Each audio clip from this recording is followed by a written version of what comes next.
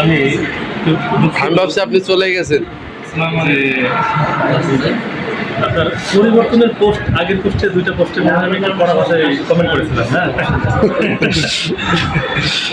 কোনো ব্যাপার না। তো ঠিক আছে, কিন্তু আমি যখন পরে আপনার আইডিতে ঢুকে মেলা পোস্ট আবার মানে হৃদয়তের মানে কমেন্ট করেছিলাম পরে মেলা করে।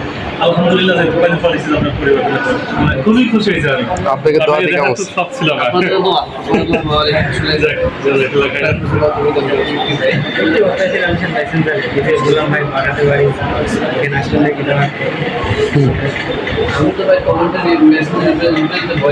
ভাই খেলে দেখে দেখি